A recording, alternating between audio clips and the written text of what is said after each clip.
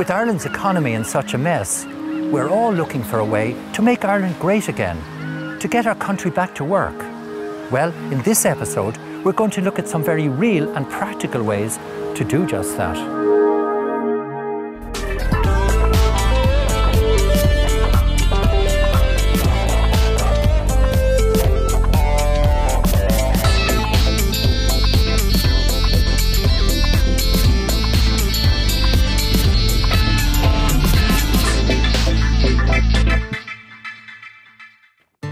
There's an emerging consensus that transforming Ireland into a green economy could be the ideal way to rebuild the country and generate employment. One of the things driving this consensus is that many experts and business leaders believe that rising oil prices will undermine Ireland's recovery. The world is changing faster than anybody realises. We've seen oil move from $70 a barrel last September to $100 a barrel today, and that's 4 months ago. So to see a 33% increase in the price of our basic commodity that keeps the world running in 3 to 4 months is incredible. Take India and China alone, for example, their populations now of 1.2 and 1.3 billion people, and they create a voracious thirst for energy. So the undeniable outcome is that we have no choice. We absolutely must find alternatives to fossil fuels. German industrial and technology giant Siemens have been in Ireland since the 1920s.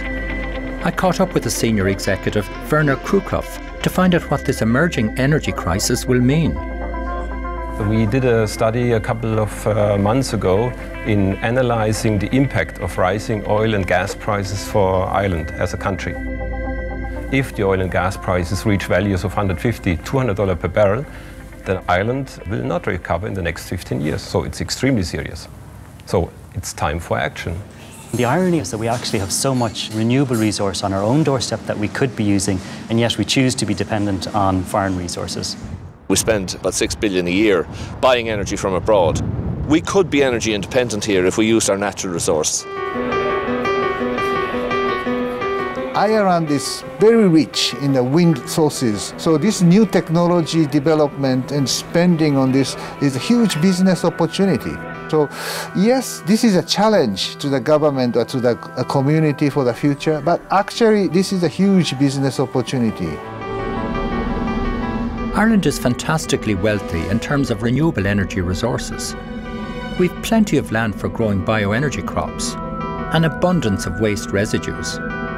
There's lots of forest thinnings for wood energy, and unlimited wave and tidal capacity in our seas once the technology is fully developed to capture it commercially. Despite our climate, we've the same solar intensity as Germany.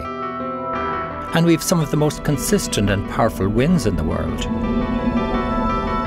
However, we're currently importing 90% of the fuel we need at a financial loss of €6 billion every year. But by harnessing our green resources, we can generate up to 15 times more electricity than we need. Exporting the excess power to Europe could be worth up to €50 billion a year to the economy, enough to transform the country's fortunes.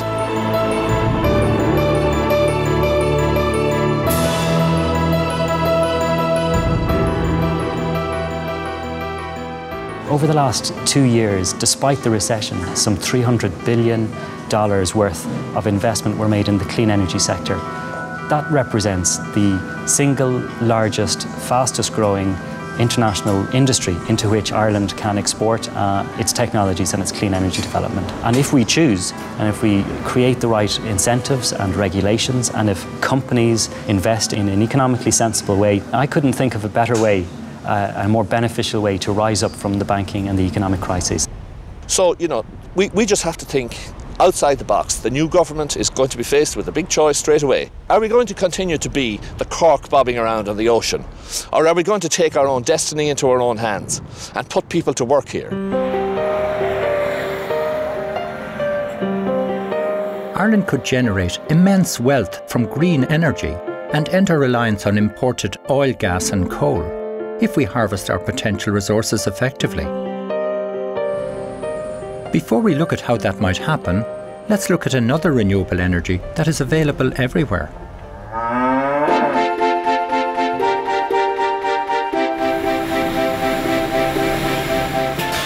There's lots of talk about the rising cost of fuel and how we spend billions of euro every year importing oil, gas and coal. The thing is, if we really wanted to, we could be nearly entirely self-sufficient. And part of the solution is here, all around us, cow shit, and Ireland is full of it. Cows, sheep and pigs produce methane naturally all the time. What few of us realise is that this potent greenhouse gas could be an incredibly valuable fuel. Methane is a very valuable resource. It can be processed into biogas to heat our homes, fuel our transport and our power stations. It can save us a fortune in imports of fuel and at the same time provide us with many valuable jobs. Anaerobic digestion is a biological process that converts organic waste to biogas in the absence of oxygen. The slurry created by pigs and cows is gathered and fed into a sealed digester where it ferments. The biogas is then collected and stored in a balloon tank.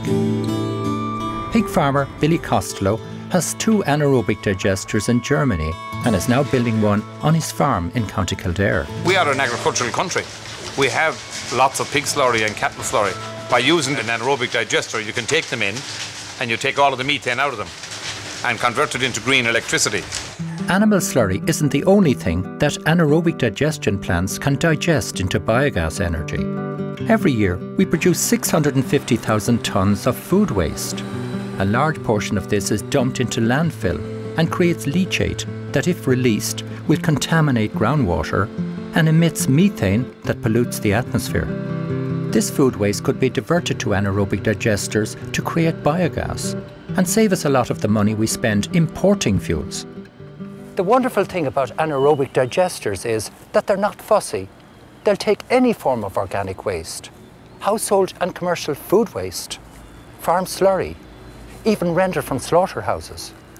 And in Ireland, something that we have huge quantities of and that they really love, and that's grass. So far, Ireland has only a couple of biogas plants. So I've travelled north to the Agri-Food and Bioscience Institute, who've been studying the best mix between grass and slurry at their biogas plant in Hillsborough near Belfast. The amount of biogas yield from 1 tonne of fresh slurry is very much less than that from 1 tonne of fresh silage. But the most critical thing in digestion is the volatile solids. That's what gives the biogas. Slurry is only about 8% dry matter. Grass silage is about 25% dry matter. Hence, we're getting to the reason why grass silage will give more biogas. So it's absolutely enormous potential. Grass could replace a lot of the oil and gas we import. I wonder what Irish livestock farmers would make of that. I'm not an expert in the area, but I would always have a mind for an opportunity in any area where we can increase income on the farm. You're quite a big farmer and very successful. What about smaller livestock farmers? Is it difficult for them? It is, and when prices are bad, they're really under pressure. And there were a lot of people working part-time on building sites and on dry stock farms and whatnot, and those extra jobs now are just not there at the moment. Farmers are a fairly versatile bunch, and if they see something that's promising and there looks like there's a future in it, essentially they want to stay on their farm and they want to make a living on it. According to some experts, farmers will be important bioenergy producers in the coming decade. I travelled to University College Cork to meet scientist Dr. Jerry Murphy to see what he thinks. What we have here is we have bales of silage. So inside these tanks we have these. So we put grass in here, it makes a silage effluent which is very strong, and we pass that up through that gas making tank. And all the gas is there, so all our gas comes from this guy. Jerry is researching how to maximise the methane extraction from grass. We export 85% of our beef, and the farm family income for beef is poor. Farmers are not making money out of beef. So we're saying there's an alternative industry. So if we could take some of those cattle and remove them and use the grass to make gas instead of meat, Now in Ireland, 91% of the land is under grass. So our viewpoint is agriculture has to be used for energy, but it has to come from grass. We produce all our own grass-based feedstuff. We make 200 acres of silage, so that would translate into about 3,000 tonnes of silage. So for anyone who had a smaller farm, perhaps the way forward might be to consider a few farmers joining up and forming maybe a miniature co-op, get together and pool their resources. We're doing some work with Biogas on this, and that 620,000 houses are connected to the gas grid. We've looked at case studies in Bandon, for example, where there is a gas grid. So our concept is if there was a digester in Bandon and farmers in the locality could bring in their slurry into the mart and bring grass silage, and if they have some maize, bring maize, and have a digester in Bandon. And that gas will go into the gas grid and will be used in houses and will be used in transport fleets. 1 in 4 buses in Europe run on gas. So we could have Dublin bus running on Irish gas. So you've got security of supply, you've got rural employment, we are reducing pollution, we're reducing greenhouse gas. Many people might think using animal slurry, food waste, or even grass to produce energy is either eco-nonsense or the stuff of science fiction. But many countries in Europe are already very successfully doing this. Germany, for example, has thousands of AD plants. I've been involved in anaerobic digestion on our farms in Germany for the last 5 years. It's very common in Germany, partly because the government made a decision a number of years ago to put a high feed-in tariff. Tariff is the income you get from the electricity company for selling them the electricity. So the Germans have set it at the equivalent of 21 cents per kilowatt for a 500 kilowatt plant.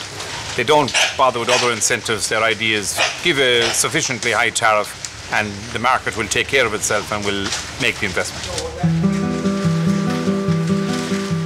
The Germans have recognised the importance of home-produced energy. We in Ireland can do the same. Doing so will require new feed-in tariffs set at a rate that will attract farmers and entrepreneurs to invest in renewable energy sources. Potentially, how much is there? If you take our grass in Ireland and food waste, all of these things, how much could we generate here? Well, Ireland has the 3rd highest level of bovinity in the world. That's the ratio of cattle to people. So we have so much slurry, we could substitute for 40% of natural gas. There are so many upsides. We currently spend billions of euro importing 90% of our fuel requirements. This could be dramatically reduced.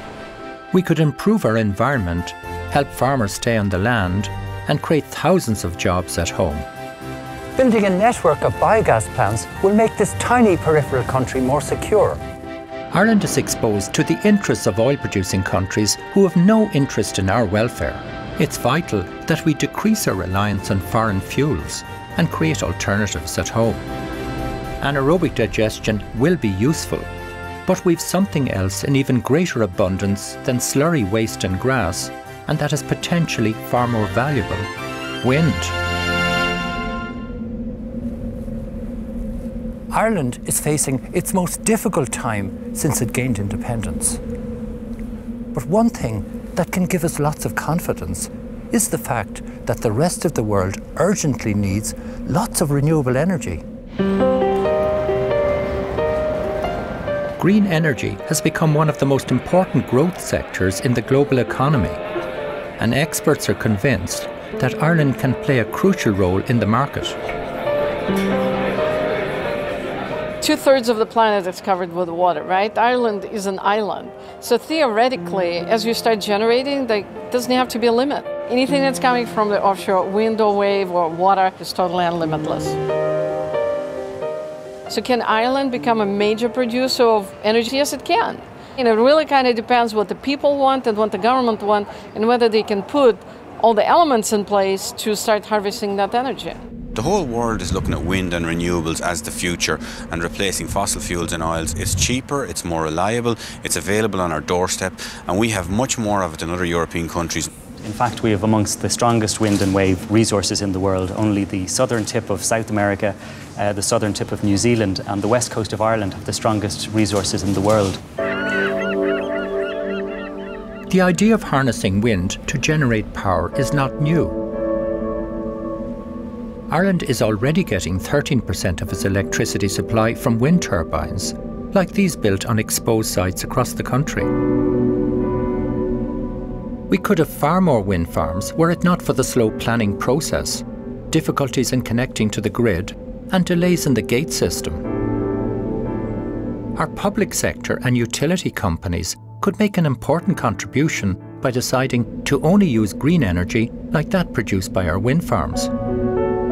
Ireland could also make huge amounts of money from exporting excess green electricity. To achieve that, we need large banks of turbines built offshore, where we have an abundance of wind.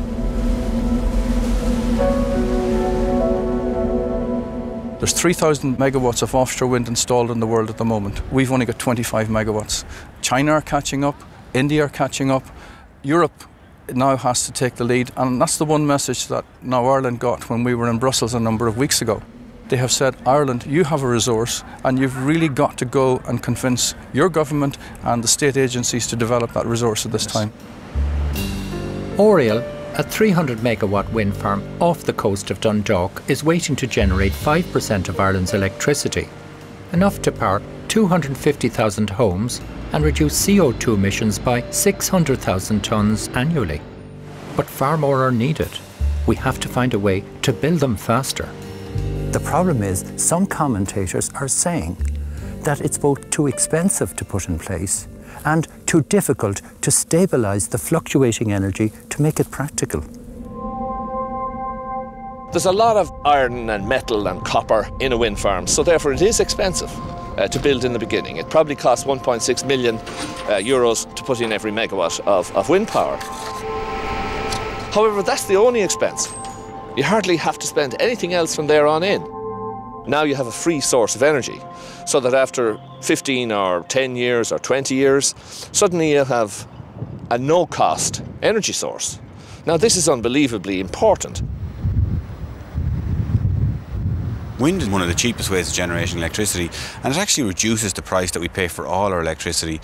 We've looked at what's going to happen in 2020, and if we meet our targets, it's going to reduce the wholesale price of electricity by 11% over the full year. So wind can pay for the initial investment over time and reduce the price of electricity, but some ask, is it reliable? Well, the reliability of wind is a question that we have to address. Now, if you connect up a huge big long area with a big grid, the wind is always blowing somewhere along that grid, and you even the output of wind out. So you can actually, by building a grid, which isn't very expensive in the scheme of things, when you build the grid, you even out the whole variability of an individual wind farm. So Ireland could become, first of all, it could supply all its own resources, but then we can start exporting great quantities to a power-hungry Europe. Eddie O'Connor has been advocating a grid system for Europe that will connect wind energy to all countries' grid systems. The idea is now close to fruition. An east-west interconnector will link Ireland next year to the UK, allowing us to export green electricity to Europe. The European supergrid has the potential to generate vast wealth for us. The European supergrid will transform this country, but we need to have people starting to make the decisions today.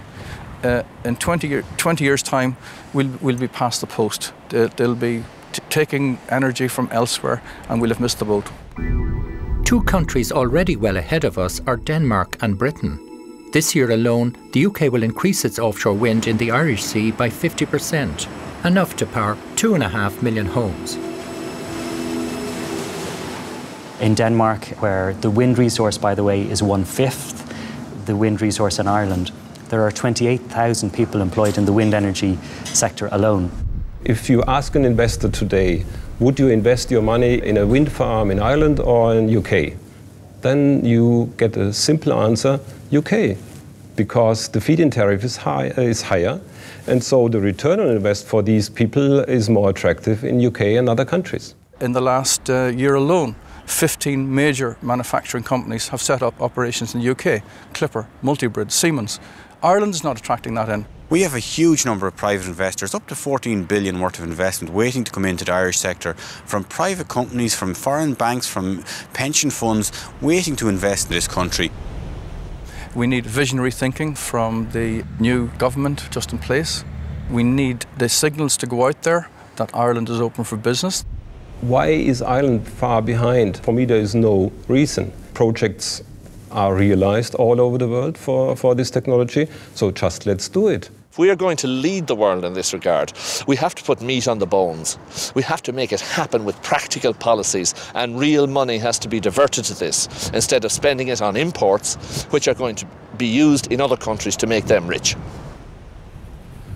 Ireland's future is, right now, quite literally up for grabs. We have to rebuild our economy anyway. Going green could be our lifeline, the perfect solution. Becoming a sustainable country will substantially enhance our international reputation. Our children will have a better, cleaner future and a more confident country to live in. The rest of the world already think of us as the Green Isle. It's a very valuable brand to have. Now, we have a huge opportunity of making Ireland a green, natural, organic and smart country. Doing so would also have a huge impact on our food and tourism sectors.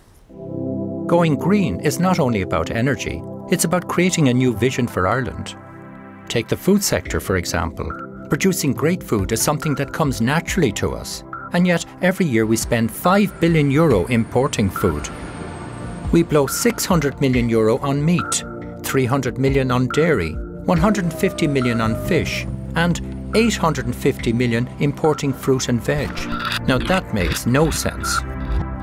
Farmer Mark Michel has been growing organic food on his farm in County Wicklow for 20 years. We import 70% of our food in Ireland at the moment, which I think is really scandalous. I have a lot of Dutch colleagues who come and visit the farm regularly, and they're kind of scratching their heads and they're saying, you know, what are you doing with this country? You should be exporting, not importing.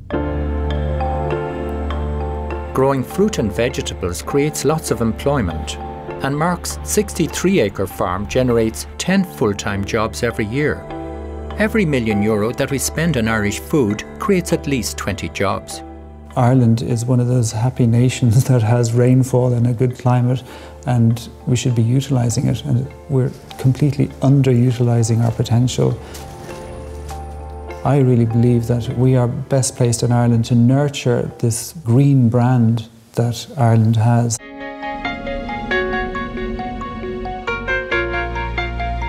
We can all play a role by just buying locally produced food. By encouraging indigenous high-quality low-carbon foods, tens of thousands more jobs can be generated in the farming and food sector.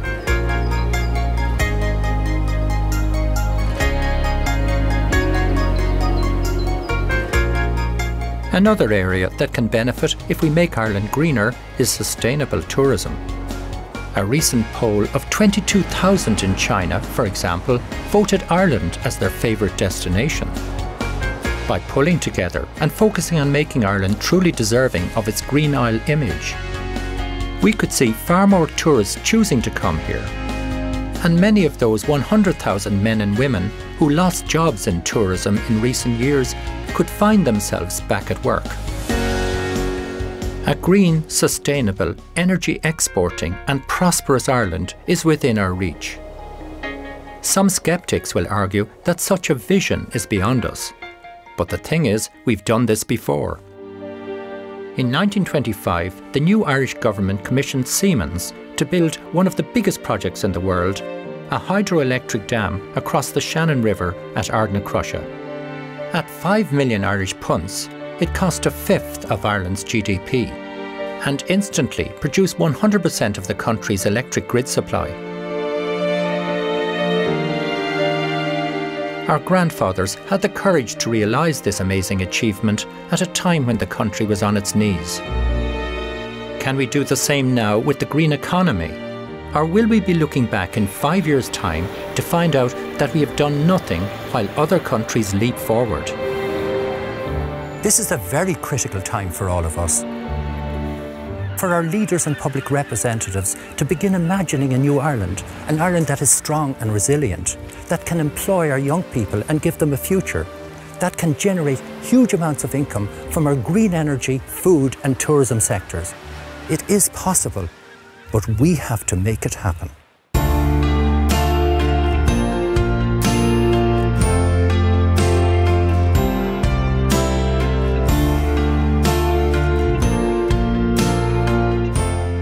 That was the final episode of this year's EcoEye series. If you wish to see any of our previous episodes, visit the RTE player or our website earthhorizon.ie. Thanks for watching.